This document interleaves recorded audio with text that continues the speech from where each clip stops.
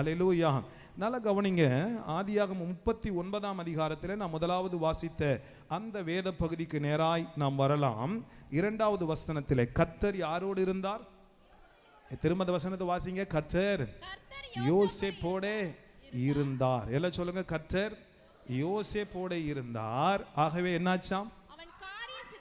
அவன் காரிய சித்தியுள்ளவனானான். யோசேப்போட கர்த்தர் இருந்தார். காரிய சித்தி உள்ளவனா என்ன அர்த்தம்?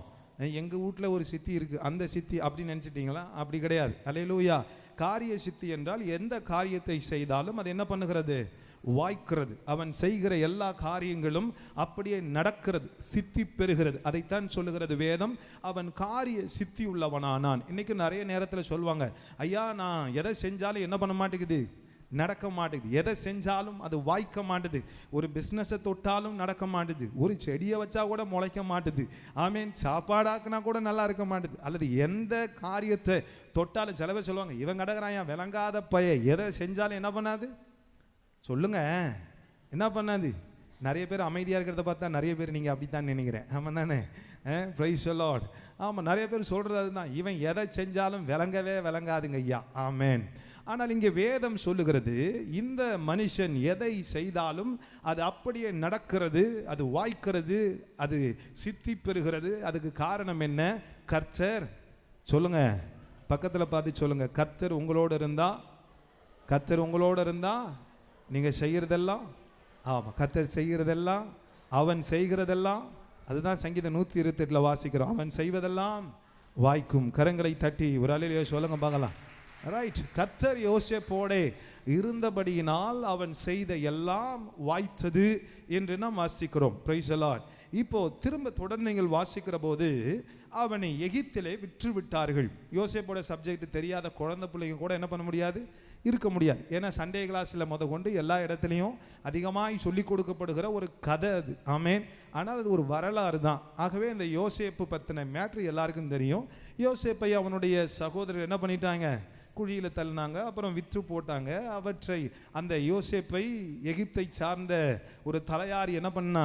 வாங்கினா. அவன் தான் போர்த்திபார். போர்த்திபார் வீட்டுக்கு அடிமையாய் கொண்டு போகப்பட்டான் இந்த யோசேப்பு. ஆமாம் தானே? தெரியும்ல? ஆமாம், அடிமையாய் கொண்டு போகப்பட்டான். இப்போ யோசேப்பு அங்கே அடிமையாகத்தான் இருந்தான்.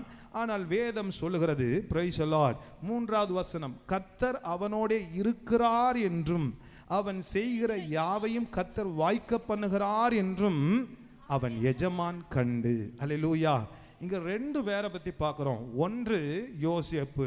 யோசேப்பை குறித்து வேதம் சொல்லுகிறது, கர்த்தர் அவனோடு கூட இருக்கிறார். எல்லாம் சொல்லுங்க, யோசேப்போடு கூட கர்த்தர் இருக்கிறார். இப்போ இருக்கிறதுனால எல்லாம் வாய்க்கிறது. இதை ஒருத்தன் கண்டுபிடிச்சிட்டான். யாரவன்? ஆண்டவரை அறியாத ஒரு எகிப்தியன். அல்லேலூயா. அவனுக்கு ஆண்டவரை பத்தி எல்லாம் தெரியாது. அவனுக்கு எகிப்தினுடைய கடவுள்களை தான் அவனுக்கு தெரியும். இங்க ஒரு மிகப்பெரிய ஒரு சப்ஜெக்ட் மறைஞ்சிருக்கு. ஆமேன். ஆனா இவன் கொஞ்ச நாள்ல சுதாரிக்க ஆரம்பிச்சிட்டான். ஏன்னா இவன் ஒரு சாதாரண ஆள் இல்லை. அரண்மனையில வேலை பார்க்கிற எகிப்து ராஜாவுக்கு ஒரு தலையாரியாய் காவலாளியாய் இருக்கிற ஒரு மனுஷன். ஆகவே ஒன்றை கண்டுபிடித்து விட்டான். என் வாழ்க்கையில நான் இதுவரைக்கும் பார்த்ததில்லை, இவன் வந்ததிலிருந்து ஒரு காரியம் தெரியுது. இவனுக்கிட்ட கர்த்தர் இருக்கிறார். யார் இருக்கிறா? இந்த யோசேப்போடைய கடவுள் யோசேப்போட இருக்கிறபடியினால் எல்லாம் என்ன பண்ணுது? வாய்க்கிறது. அப்படிங்கிறத இப்ப யாரு கண்டுபிடிச்சிட்டா? எகிப்தியன் கண்டுபிடித்து விட்டான். அந்த எகிப்தியனுக்கு ஆண்டவரை பத்தி எல்லாம் தெரியாது. ஆனா யோசேப்பை பார்த்தவனே தெரிஞ்சிருச்சு, இவன் கூட ஒரு கடவுள் இருக்கிறார். அல்லேலூயா. இவன் கூட கடவுளுடைய துணை இருக்கிறதுனால, கடவுளுடைய சக்தி இருக்கிறதுனால இவன் எதை செஞ்சாலும் நடக்குது அப்படின்னு அவன் கண்டுபிடிச்சிட்டு அவன் என்ன செஞ்சான? 4வது வசனம், யோசேப்பினிடத்தில் தயவு வைத்து தனக்கு ஊழியக்காரனும் தன் வீட்டுக்கு யாராகிட்டானா? கர்த்தர் ஒரு மனுஷனோடு இருக்கிறார்னு தெரியும் போது அந்த மனுஷனுக்கு முதல்ல நாம கீழ்ப்படிய பழகணும். அடிமையாகத்தான் கொண்டு போகப்பட்டான். ஆனால் இப்பொழுது வீட்டுக்கு யாராய் மாற்றிவிட்டான்? விசாரணைக்காரன். என்ன அர்த்தம்? என் வீட்டை நடத்தக்கூடிய அவன் சொல்றான் பாருங்களேன், கீழே வாசிங்க. தனக்கு உண்டான யாவற்றையும் அவன் கையிலே. ஏன்? யோசேப்போட யார் இருக்கிறாங்கிறத கண்டுபிடிச்சான். கர்த்தர் இருக்கிறார். அல்லேலூயா. ஆகவே தனக்குரிய எல்லாவற்றையும் ஒப்புவித்து விட்டு அவன் செய்கிறானா, தனக்கு உண்டான எல்லாவற்றிலும் விசாரணக்காரனாய் வைத்து பிரைஸ் தி லார்ட் அவன் அப்படி ஏற்படுத்தினதுனால வேதம் சொல்லுகிறது கர்த்தர் யார் நிமித்தம் ஆசீர்வதிச்சாராம்? அந்த வசனத்தை வாசிங்க திரும்பவுமாக. கர்த்தர் அந்த 5வது வசனம், அவனை தன் வீட்டுக்கு தனக்கு உண்டான எல்லாவற்றிலும் விசாரணக்காரனாய் ஆக்கிய முதற்கொண்டு கர்த்தர் யோசேப்பின் நிமித்தம் அந்த எகிப்தியன் வீட்டை, நல்லா கவனிங்க, எகிப்தியன் நிமித்தம் ஆசீர்வதிச்சாரா? எகிப்தியன் ஜெபித்ததால ஆசீர்வதிச்சாரா? எகிப்தியன் உபவாசித்ததால ஆசீர்வதிச்சாரா? இந்த எகிப்தியனுக்கும் ஆண்டவருக்கும் என்னல்ல சம்பந்தமே இல்லை. முன்ன பின்ன ஆண்டவரை இந்த எகிப்தியன் கூப்பிட்டதில்லை. ஆனால் இந்த எகிப்தியனுக்கு இப்போ ஆசீர்வாதம் உண்டாயிற்று. யாரால? கர்த்தரால. யார் ஆசீர்வதிக்கிறாமா? கர்த்தர். ஆனால் ஆவிக்குரியவன் சொல்லுவான், இந்த யோசேப்பு அடிமையா இருந்தாலும் இவனோடு கர்த்தர் இருக்கிறார். கர்த்தர் இருக்கிறபடியினாலே இவன் என் வீட்டுக்கு வந்தான். இவனாலே என்னை கர்த்தர் ஆசீர்வதிக்கிறார். கைகளை தட்டி ஒரு அல்லேலூயா சொல்லுங்க பார்க்கலாம். இப்போ இந்த இடத்துல நீங்க ஆவிக்குரியவனா இந்த இடத்துல உட்கார்ந்து சத்தியத்தை பெற்று போவீங்கன்னா உங்க வாழ்க்கையில ஒரு பெரிய மாற்றத்தை கர்த்தர் கொண்டு வர போகிறார். அல்லேலூயா. கைகளை தட்டி கைகளை உயர்த்தி ஒரு அல்லேலூயா சொல்லுங்க பார்க்கலாம். இந்த போத்திபார் இதுவரைக்கும் உழைத்தபடி தான் இப்பொழுதும் என்ன பண்ணி கொண்டிருக்கிறான்? உழைச்சிக்கிட்டு இருக்கிறான். இன்னமும் வேலையில் ப்ரமோஷன்லாம் ஒன்றும் என்ன பண்ணல. எகிப்து அந்த ராஜா கொடுத்துடல, அல்லது வேற எங்கிருந்தோ புதையலும் வந்துடல. அதே போர்த்திபார் தான், அதே வீடு தான். ஆனால் அங்கே ஒரே ஒரு மனுஷன் இப்பொழுது உள்ள வந்திருக்கிறான். யாருமே அடிமையாக தான் வந்திருக்கிறான். ஆனால் அவனோடு யார் இருக்கிறாவா? அவன் வந்ததுனால இந்த போர்த்திபார், இந்த எகிப்தியனுடைய வீட்டை கர்த்தர் என்ன பண்ணுகிறார்? பார்த்தான், எனக்கு எல்லாவற்றிலும் ஆசீர்வாதம் வேணும். இந்த ஒரு காரியத்தில் மட்டும் இல்லை, என்னுடைய என் பிள்ளைங்க, என் வீடு அத்தனைக்கும் ஆசீர்வாதம் வேண்டுமானால் அத்தனைக்கும் நான் அல்ல, இந்த எகிப்தியன். அவன் சொல்றான், இந்த யோசேப்பு அதிகாரியாக வேண்டும். அல்லேலூயா. யோசேப்பை விசாரணைக்காரனா வச்சான். இவனே ஒரு அடிமை, இவன் வந்ததுனால எனக்கு ஆசீர்வாதம் வந்துருச்சா? அப்படி அவன் நினைக்கல. அவனுக்கு புரிஞ்சிருச்சு, இந்த யோசேப்போட கர்த்தர் இருக்கிறார். அல்லேலூயா. எனக்கு நல்லா புரிஞ்சுக்கோ, நீ தேவ மனுஷனிடத்துல கர்த்தர் இருக்கிறார்னு தெரிஞ்சாதான் இந்த சபைக்கே வரணும். அல்லேலூயா. இந்த சபையில் இந்த ஊழியக்காரனோட கர்த்தர் இருக்கிறார்னு தெரிஞ்சாதான் என்ன பண்ணணும்? வரணும். அப்படி வந்து நீ அவனுக்கு கீழே இருந்தாதான் உனக்கு என்ன உண்டாகும்? ஆசீர்வாதம் உண்டாகும். நிறைய பேருக்கு அது தெரியாது. இவனோட கர்த்தர் இருக்கிறாரா இல்லையா அதெல்லாம் தெரியாது. சபையில் ஆண்டவர் இருக்காரா இல்லையான்னு தெரியாது. என்னமோ ஒரு மீட்டிங் நடத்தினாங்க, எல்லாரும் ஓடுறாங்க. அல்லேலூயா. என்னமோ ஒரு சபை நடத்தினாங்க, எல்லாரும் ஓடுறாங்க. இப்படி போனீங்கன்னா ஒன்றுமே நடக்காது. அல்லேலூயா. சில பேர் சொல்லுவாங்க, என்னதான் இருந்தாலும் அவரும் ஒரு பாஸ்டர் தானுங்க. அவரும் பாஸ்டர் தானே யாரு சொன்னது? அவரோட கர்த்தர் இருக்கிறாரா, அதுதான் முக்கியம். கரங்களை தட்டி ஒரு அல்லேலூயா சொல்லுங்க பார்க்கலாம். அல்லேலூயா.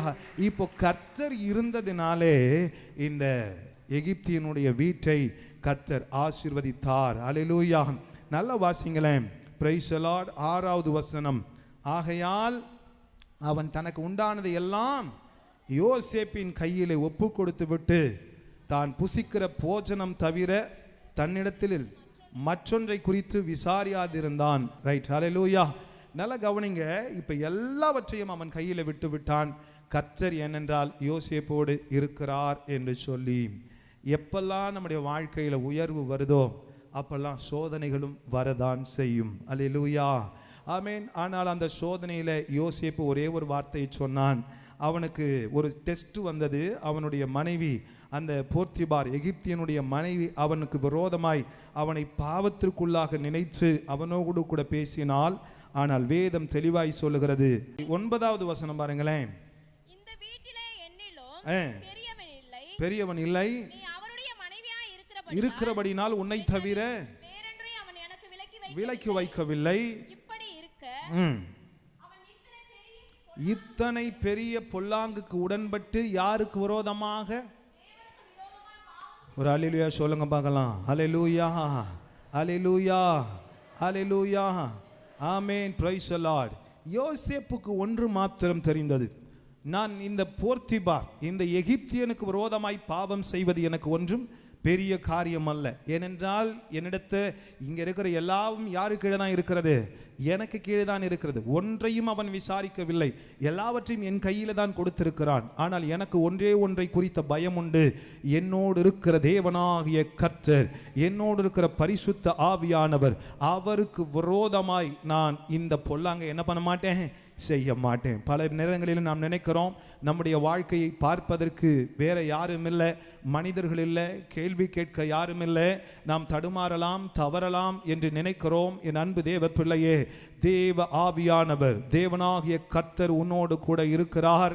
அவருக்கு விரோதமாய் பொல்லாங்கானதை நீ செய்வாயானால் கர்த்தர் உன்னை விட்டு விலகி போய் விடுவார். ஹல்லேலூயா.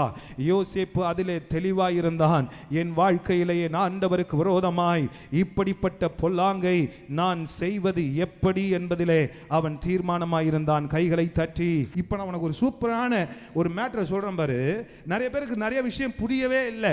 இன்னைக்கு டிவியை திறந்தா சொல்றாங்க இவர் பொருளாதார எக்ஸ்பர்ட். என்னது பொருளாதார? ஆமா, வல்லுனர். ஐயா அவர் ஒரு பொருளாதார வல்லுனர். அப்புறம் இன்னொரு ஐயா கிளம்புறார், அவர் ஒரு வல்லுனர். அவர் சொல்றார், நீங்க கொஞ்சம் கொஞ்சமா சம்பாதிச்சாலும் 60 வருஷத்துல நீங்க 100 கோடி ரூபாய் வச்சுக்கணுமா, அப்ப நீங்க என்ன பண்ணுங்க அப்படின்னு அதுக்கு ஒரு ஐடியா. ஹல்லேலூயா. அப்படியே ஐடியாக்கள் கிளம்பிக்கிட்டே இருக்கு. சொல்றாங்க முத மாசம் ஒரு 5000 ரூபாய் போடுங்க. எங்க எங்க பேங்க்ல போடுங்க. ஆமீன். அப்புறம் அடுத்த மாசம் ஒரு 5000 ரூபாய் போடுங்க. அப்படியே போட்டீங்கன்னா போக போக கொஞ்சம் கொஞ்சம் ஏத்துங்க. அடுத்த வருஷத்துலேருந்து 5000 ரூபாய் சேர்த்து ஒரு 6000 ரூபாயா போடுங்க.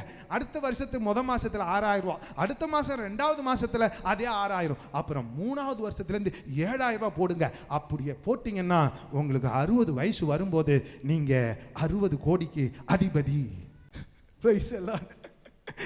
ஒருத்தன் சொல்றேன், நீங்க உங்க இன்வெஸ்ட்மெண்ட்டை பவுன்ல போடுங்க. எதுல போடுங்க?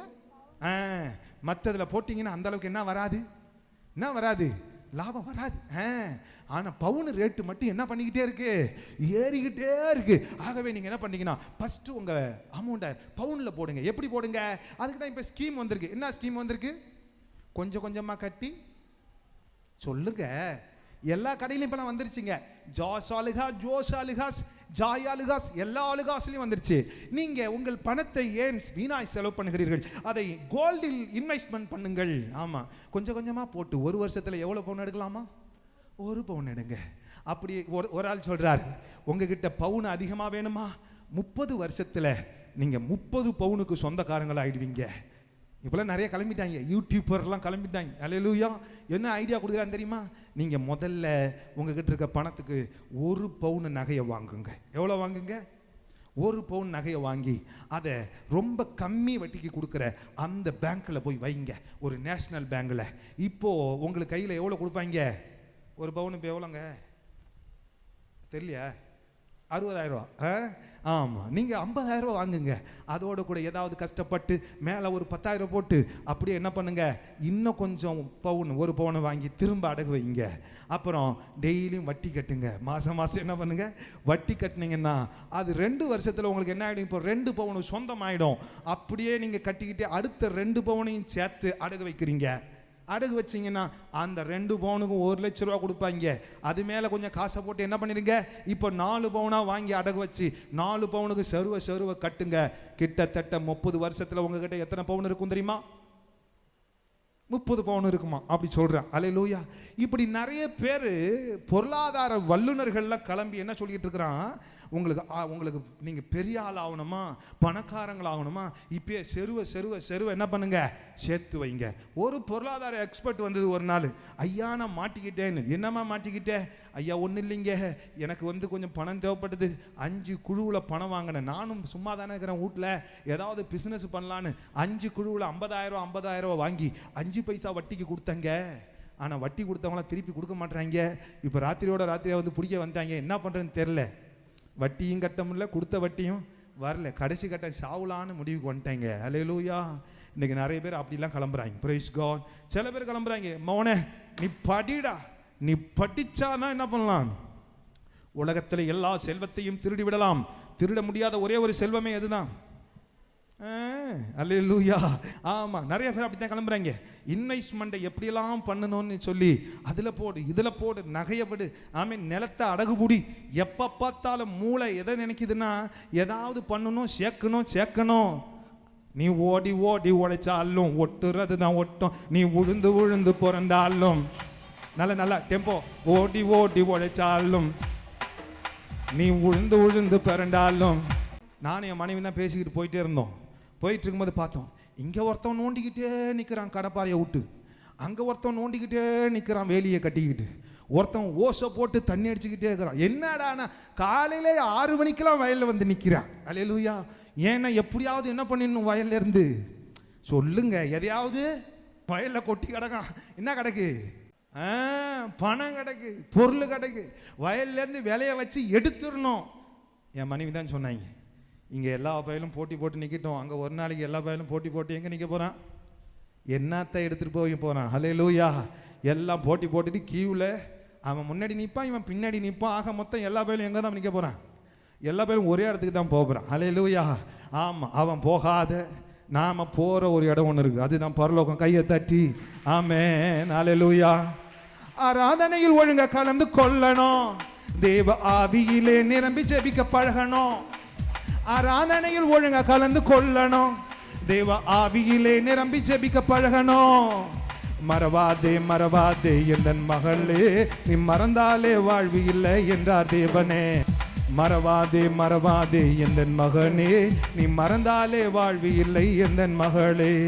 நித்திய சத்திய சுத்த மகத்துவ வாழ்க்கை வாழ வேண்டும், நம்ம உத்தம புத்திர தேவ நாம மகிமைப்பட வேணும். நித்திய சத்திய சுத்த மகத்துவ வாழ்க்கை வாழ வேணும், உத்தம புத்திர தேவ நாம உயர்த்தப்பட வேணும். விடா கண்டேன் கோடா கண்டேன், பிடிவாத குணத்தினால அழிஞ்சு போகாதே. விடா கண்டேன் கோடா கண்டேன், உன் பிடிவாத குணத்தினால.